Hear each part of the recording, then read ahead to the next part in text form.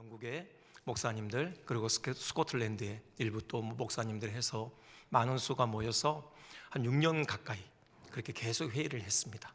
그래서 거기서 우리가 무엇을 믿어야 될지, 또 우리가 하나님 앞에서 어떻게 살아야 될지, 이것에 대해서 성경의 전문가들이 모여서 심사숙고해서 몇 가지 신앙 고백서와 요리문답을, 또 그리고 예배 모범들을, 이런 것들을 이제 같이 결론을 지었어요. 그래서 웨스트민스터 신앙 고백서, 웨스트민스터 대요리문답, 웨스트민스터 소요리문답, 예배 모범, 이런 것들을 만들어낸 것입니다.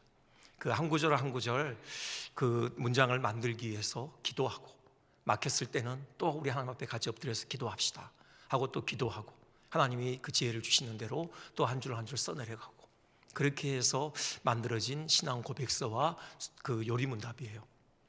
소요리문답은 그 소요리가 아닙니다. 죄송합니다. 너무 경직돼 있어서 무슨 말씀인지 이해를 못 하셨죠?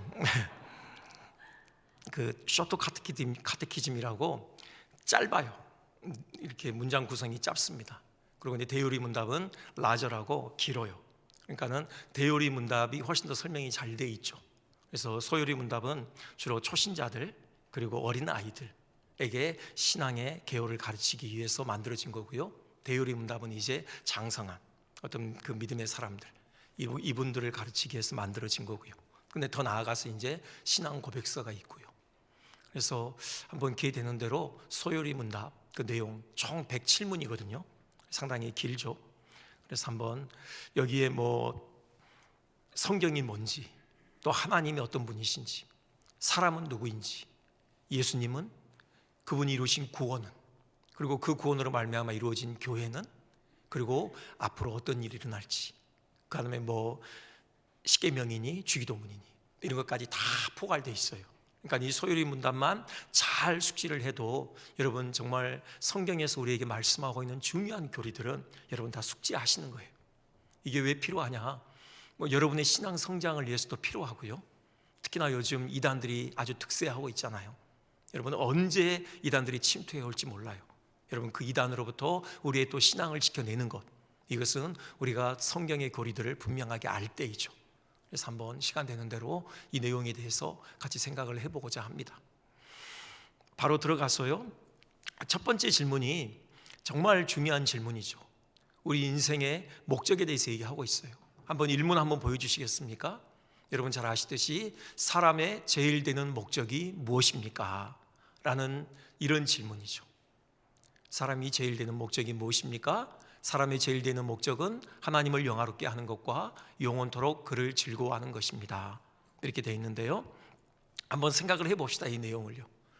그러니까 사람의 제일 되는 목적, 이건 사람이 왜 사냐에 대한 부분이죠. 여기서 목적을 우리가 먼저 생각해 볼 수 있겠죠. 사실 목적이 이끄는 삶, 목적이 분명한 삶, 이것은 복된 삶이죠. 초점이 분명하잖아요. 거기에 힘이 있죠. 에너지가 흩어지지 않고 모든 노력과 에너지가 집중할 수 있어요. 그 목적을 위해서.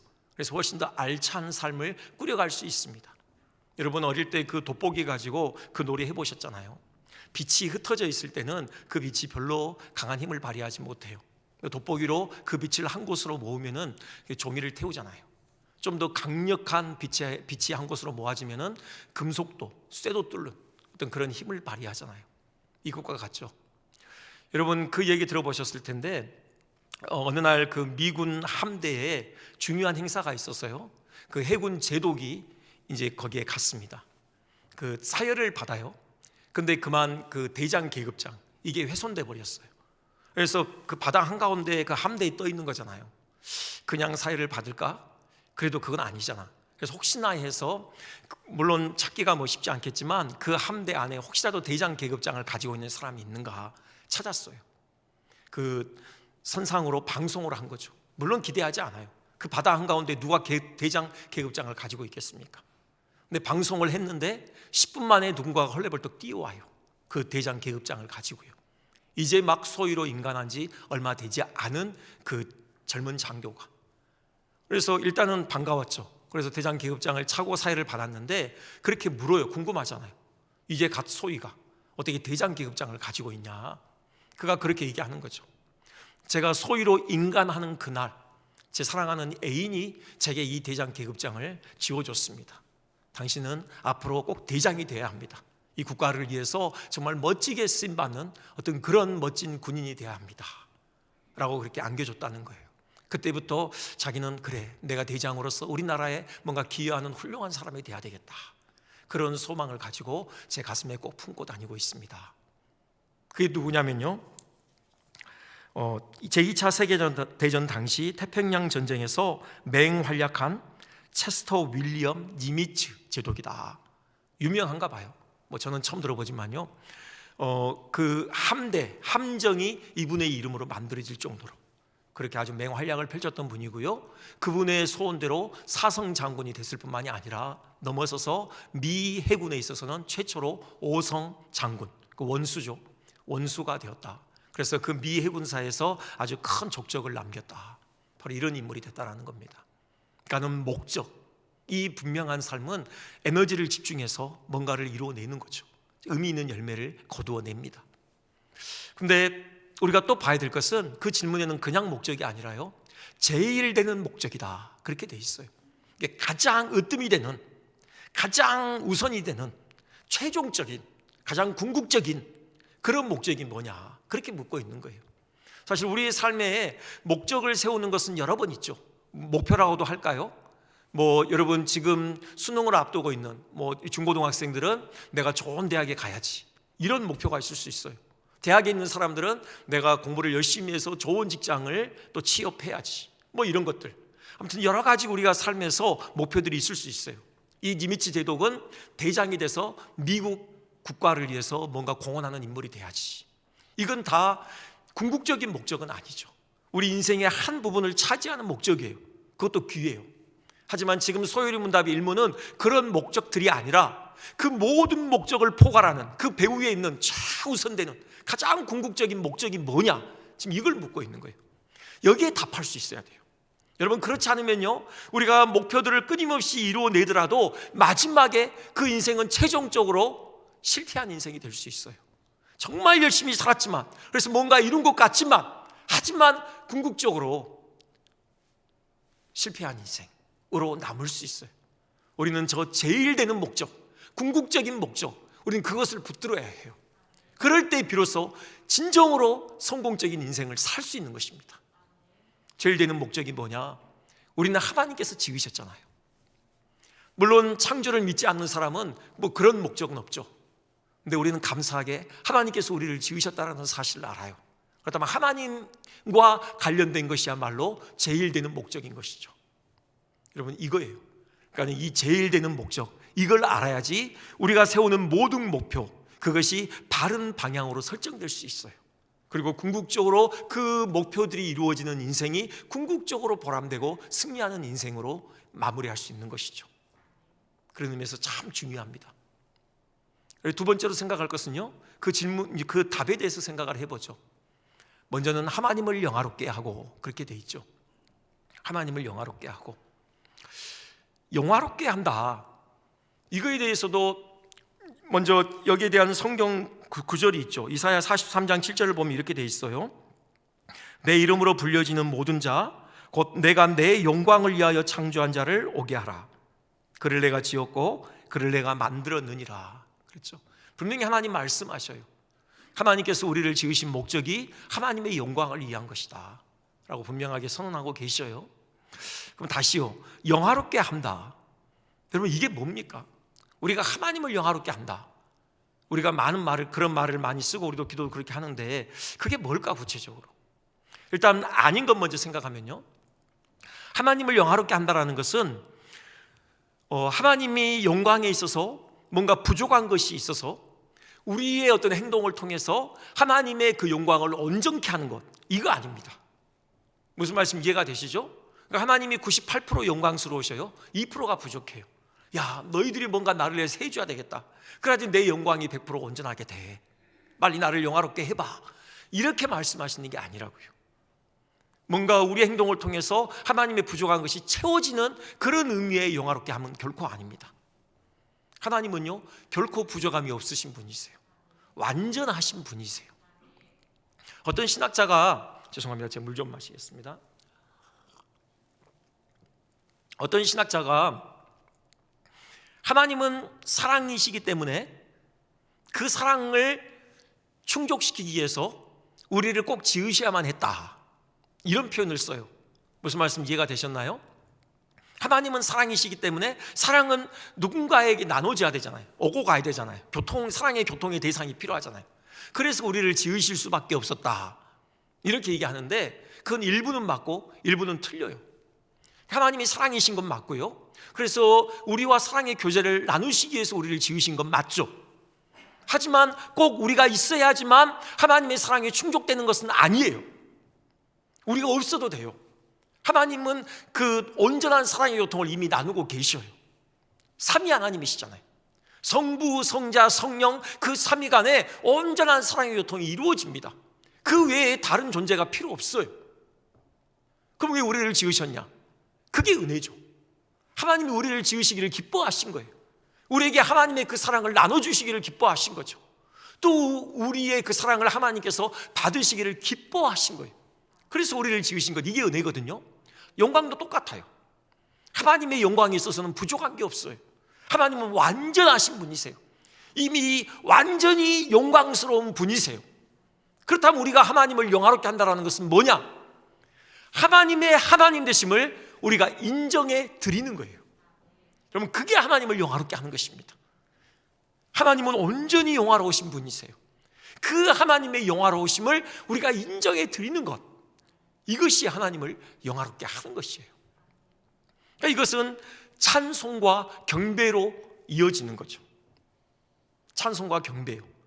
하나님의 그 선하심, 하나님의 그 거룩하심, 하나님의 그 위대하심, 크심에 합당하게 그분을 높여드리는 그 찬송이 하나님을 영화롭게 하는 것입니다.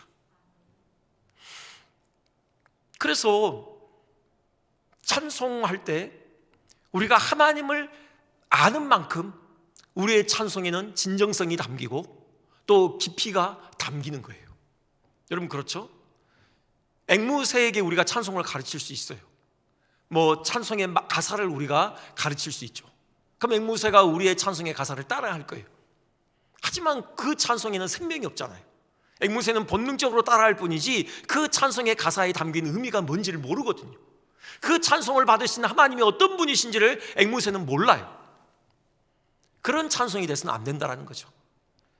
물론 우리 어린아이들에게 찬송을 가르치거든요. 물론 그런 한계가 있죠. 그 아이들이 하나님에 대해서 다 알 수 없어요. 그들이 부르는 그 찬송의 가사의 내용을 그들이 다 숙지하고 그 의미를 다 깨달아 알 수는 없죠. 그럼에도 불구하고 가르쳐야죠.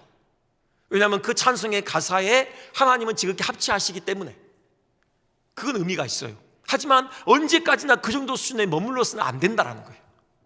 우리의 찬송은 깊어져야 돼요. 그 찬송의 가사가 담고 있는 그 내용의 의미가 무엇인지를 우리가 깊이 깨달아 가야 돼요. 이 찬송을 받으시기에 합당하신 하나님이 어떤 분이신지를 우리가 더 깊이 알아가야 돼요. 영광이라고 표현된 그 하나님의 하나님 되심이 무엇인지를 우리가 더 깊이 알아가야 되는 거예요. 알아가는 만큼 우리의 찬송에 깊이가 담겨요. 거기에 무게가 실리는 거예요. 하나님께서 그만큼 그 찬송을 흠양하시는 것이죠. 그럼 그게 중요하죠.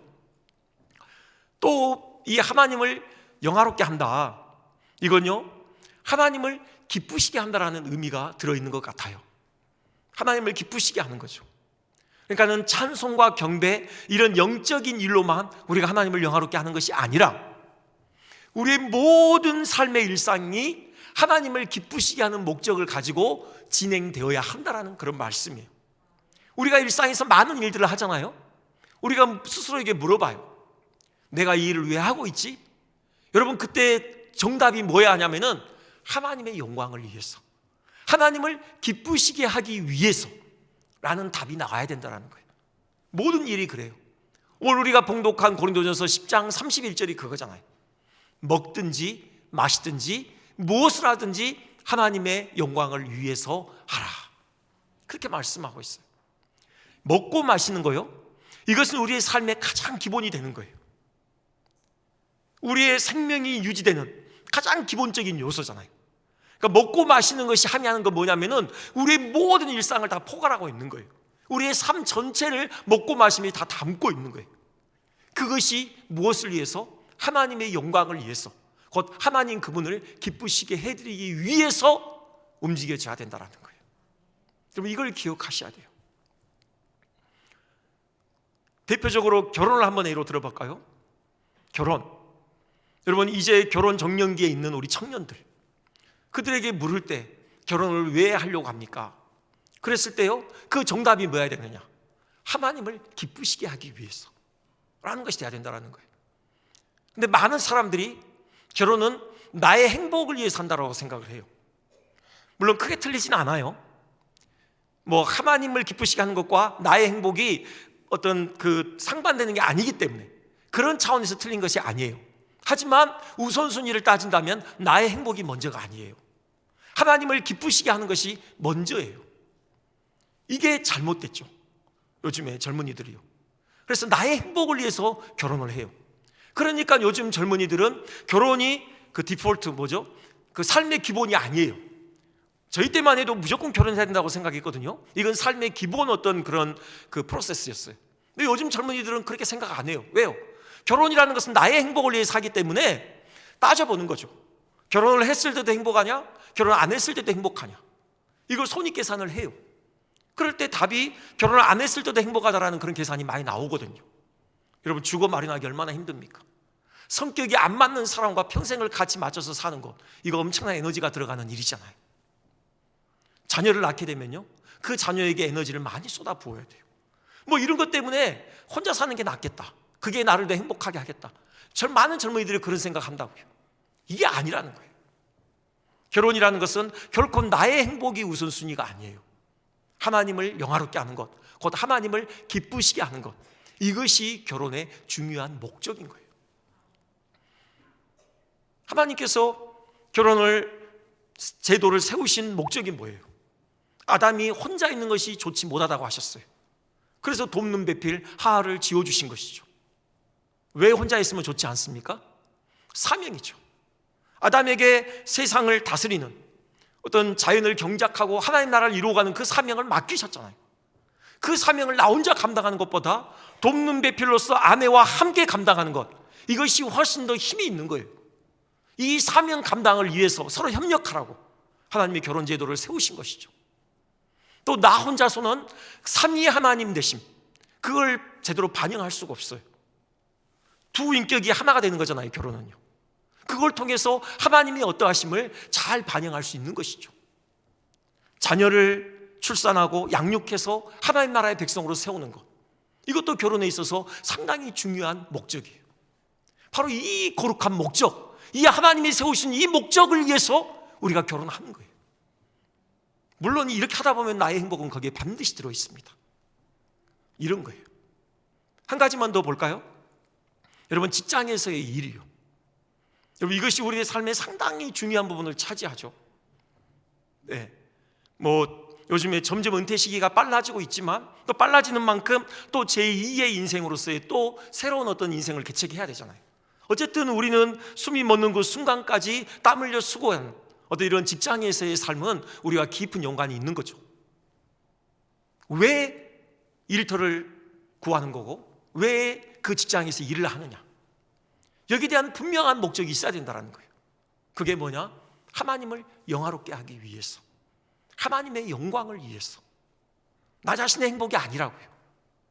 나 자신의 행복 이전에 하나님을 기쁘시게 하기 위해서, 하나님을 영화롭게 하고 그분을 영광스럽게 하기 위해서 우리는 직장에서 일을 하는 거예요. 뭐 구체적인 내용은 뭐 설명하지 않겠습니다. 아무튼 여러분, 그렇게 한번 에베소서만 한번 볼까요? 에베소서 한번 보여주시겠습니까? 6장 보면은 그런 말씀이 있어요. 6장 5절에 보면요, 그 종들에게 하신 말씀, 노예에게 하신 말씀인데 이런 말씀이 있어요. 종들아, 두려워하고 떨며 성실한 마음으로 육체의 상전에게 순종하기를 그리스도께 하듯 하라. 그리고 제 뒤에 보면요, 기쁜 마음으로 섬기기를 주께 하듯 하고 사람들에게 하듯 하지 말라. 이게 지금 무슨 말씀이냐? 당시 종들은 노예들이잖아요. 어떤 자기 권리가 없어요. 그냥 주인의 재산의 목록이고 물건 정도로 취급받던 어떤 그런 비천한 신분이라고요. 말이 직업이지 정말 비천하고 초라한 그런 직업이에요. 근데 그 일에 어떤 의미가 있느냐? 주인을 최선을 다해서 섬기면은 그건 누구를 섬기는 거냐? 곧 주님을 섬기는 거라는 거예요. 그렇게 말씀하고 있어요. 주님을 섬기듯 그렇게 주인을 섬기라는 거죠. 그 종으로서 알아주지 않는 가장 비천한 어떤 그 자리에서 그에게 맡겨진 그 일을 하는 것, 어떤 마음으로 하느냐? 그리스도를 섬기듯 최선을 다하라는 겁니다. 나의 행복, 거기서 무슨 행복이 있겠어요? 하지만 주님의 영광을 위해서 최선을 다하라는 거예요. 그러면 그것이 곧 주님을 섬기는 것이다. 물론 마음으로 하나님의 뜻을 행하고 그 일을 함에 있어서 하나님의 뜻과 상치되는 일은 아니어야 되겠죠. 하나님의 뜻에 합치한 일이어야 하겠죠. 그렇게 할 때 뭐라고 하시면 어떤 약속을 주시냐면은 8절 한번 보실까요? 이렇게 말씀하셔요. 이는 각 사람이 무슨 선을 행하든지 종이나 자유인이나 주께로부터 그대로 받을 줄을 알미라. 종으로서 그 자리에서 최선을 다하여 주인을 섬길 때 그것은 주님을 섬기는 것이 되고, 그렇게 최선을 다할 때 주님께서 그에게 상급을 주신대요. 갚아주신대요. 거기에 행복이 있는 거예요. 그냥 종으로서만 그냥 섬기면은, 여러분, 자기 행복을 위한 일이라면 너무 불행한 일이죠. 근데 그것을 주님을 위해서 한다면 주님께서 갚아주시는 거예요. 주님께서 위로해 주시고 주님께서 필요한 것들을 공급해 주시고 그 주님으로 말미암은 위로가 있고 행복이 거기서 오는 거예요. 먹든지 마시든지 무엇을 하든지 주의 영광을 위하여 하라. 여러분, 이것이 우리의 삶의 궁극적인 목적입니다. 마지막으로 하나 더 생각할 것은요, 영원토록 하나님을 즐거워하는 것이다 그랬죠. 하나님을 영화롭게 하는 것과 영원토록 하나님을 즐거워하는 것, 이것은 사실 함께 가는 거예요. 별개가 아닙니다. 그러니까는 하나님을 즐거워할 때 비로소 우리가 하나님을 영화롭게 할 수 있는 거예요. 그 하나님을 즐거워한다, 여기에 대해서 아직도 저는 기억나는 게, 몇 년 전에 우리 할렐루야 찬양대 헌신 예배 때 그 정승원 목사님께서 오셔서 이걸 설명해 주셨어요. 비유적으로 설명을 하셨는데, 그 남학생들이 편의점에서인가요? 이 삼각김밥하고 라면을 먹어요. 창밖을 바라보면서요.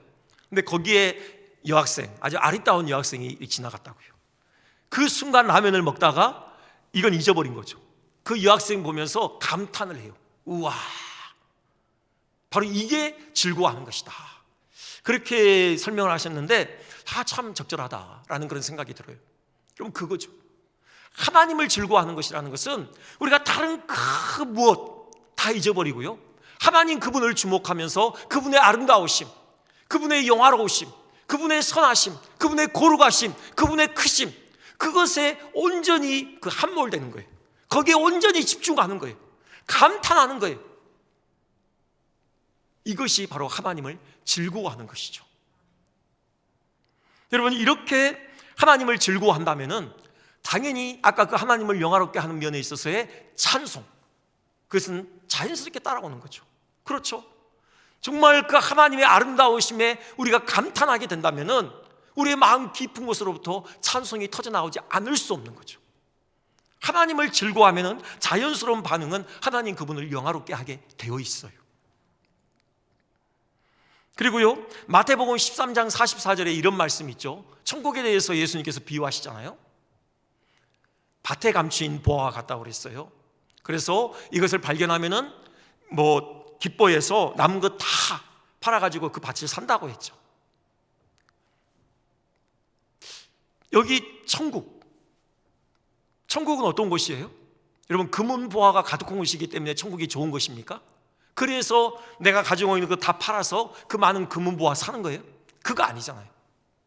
천국이라는 것은 뭐냐면은 하나님께서 계신 곳이에요. 하나님과 신령한 교통을 나누는 곳이에요. 그분과 친밀한 교제를 나누는 곳이죠. 이곳이 바로 천국이에요. 그래서 그 천국이 좋은 거죠.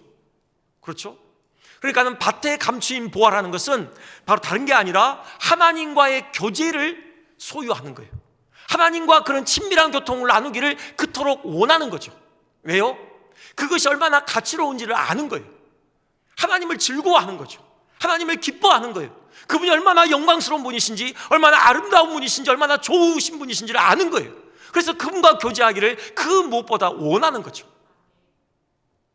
이것이 바로 하나님을 즐거워하는 것이에요. 그렇다면 어떻게 됩니까? 내가 가지고 있는 거 다 팔아서 그걸 살려고 한다고요. 이것이 바로 하나님의 영광을 위해서 우리의 삶을 드리는 거죠. 무엇을 하든지 하나님의 영광을 위해서 하게 되어 있는 것이에요. 영원토록 즐거워한다. 여러분, 영원토록 즐거워한다고 그랬어요. 그 전에요, 하나님을 즐거워한다고 그랬고요. 그러니까 하나님이 주시는 복, 이게 아니라 하나님 자신을 즐거워하는 거고요. 하나님 자신을 즐거워하는 것은 영원토록 이어지는 것이에요. 사실요, 하나님이 주신 복이나 또 그 외에 이 세상의 어떤 것, 여러분, 그것을 즐거워하는 것, 그것으로 인하여서 기뻐하는 것은요, 영원토록 이게 힘들어요. 한시적이에요. 여러분들 경험하시잖아요. 어떤 기쁜 소식이 들려졌을 때 그것으로 인해서 참 기뻐해요. 하지만 시간이 지날수록 그 기쁨은 감소합니다. 나중에는 너무 당연한 것이 되죠. 오히려 없으면은 그것으로 인하여서 우리는 불만이 쌓여요. 하나님은 달라요. 하나님을 즐거워하는 것은요, 영원토록 이어지는 것이에요. 왜입니까? 하나님은 변치 않으시거든요. 그리고 하나님은 무궁하셔요. 하나님은 답이 없으셔요. 에레미야 예가 3장 22절, 23절 우리 한번 같이 한번 봉독해 볼까요? 자, 시작. 여호와의 인자와 무궁하심으로 우리가 진멸되지 아니함이니이다. 이것들이 아침마다 새로우니 주의 성실하심이 크시도소이다. 아멘. 그렇습니다. 하나님의 그 사랑과 그 긍휼하심은 무궁해요. 담이 없어요. 아침마다 새로워요. 어제 받은 은혜, 그걸로 사는 게 아니라요, 오늘 아침에 또 우리에게 부어주시는 그 은혜, 그 기쁨, 그 평강, 그 복, 우리가 그것으로 살아가요.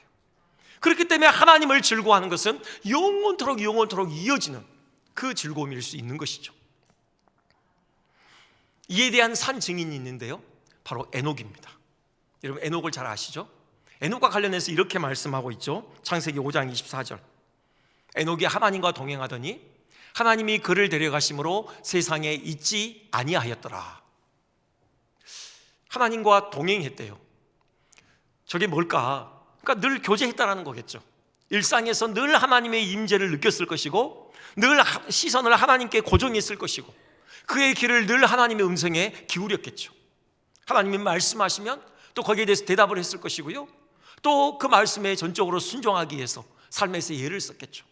매 순간순간 일상에서 하나님과 더불어 교제하는 바로 이 삶을 살았어요. 이것이 바로 하나님을 즐거워하는 삶이죠. 그의 종국이 어떻게 됐습니까? 하나님이 그를 데려가심으로 세상에 있지 아니하였더라. 하나님께서 그를 그냥 데려가셨어요.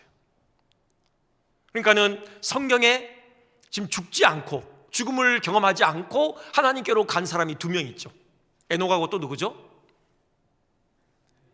그렇죠, 엘리야가 있죠. 네. 그 중에 한 사람이 바로 에녹이에요. 죽음을 경험하지 않고 그냥 산채로 들려 올려 낙원에 갔다고요. 왜 그렇게 했나? 그 이유에 대해서 히브리서 기자가 이렇게 밝히고 있어요.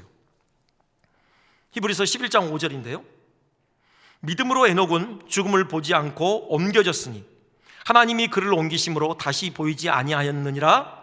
그는 옮겨지기 전에 하나님을 기쁘시게 하는 자라 하는 증거를 받았느니라. 이것 때문이죠. 그 하나님과 300년 동안 동행하는 그 삶을 하나님께서 기뻐하셨어요. 여러분, 그렇지 않겠습니까? 여러분, 누군가가 나의 말에 귀를 기울여주고 관심을 가져주고 동의해주고, 내가 뭔가 말했을 때 또 그대로 이렇게 실천하려고 애를 쓰고, 여러분, 그런 사람이 옆에 있으면 그 사람 참 사랑스럽잖아요. 하나님께서 에녹이 그랬다라는 거예요.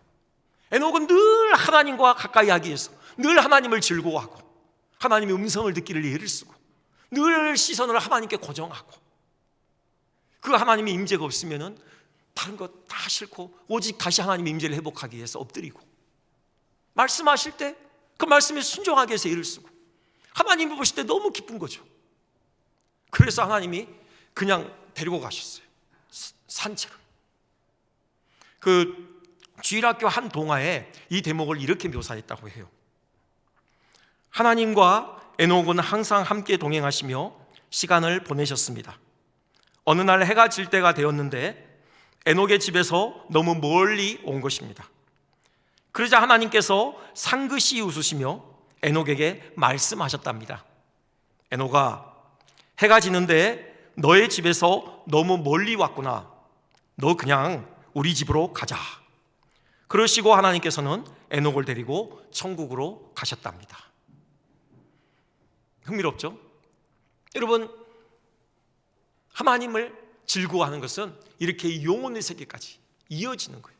영원토록 하나님과 교제하며 하나님을 즐거워하는 이런 삶이 에녹에게 펼쳐졌다는 겁니다. 우리가 그렇게 됐으면 좋겠습니다. 오늘 일문을 했는데요, 사람이 제일 되는 목적이 무엇이냐? 하나님을 영화롭게 하고 하나님을 영원토록 즐거워하는 것이다. 여러분, 이 사실을 가슴에 새겼으면 좋겠습니다. 우리가 먹든지 마시든지 무엇을 하든지 하나님의 영광을 위해서 그분 되심에 합당하게 그분을 찬송하고 경배하고 그분을 기쁘시게 하는 일에 우리의 삶을 드렸으면 좋겠습니다. 그렇게 하기 위한 비결, 하나님 그분이 누구신지를 아는 거예요. 그분이 얼마나 좋으신 분이신지, 그분이 우리에게 얼마나 큰 기쁨을 주시는지, 하나님을 즐거워하는 바로 그 즐거움으로부터 우리가 하나님을 영화롭게 하는 삶이 펼쳐지는 것이죠. 이런 복을 우리 모두 누리시기를 주님의 이름으로 축원드립니다. 기도하겠습니다.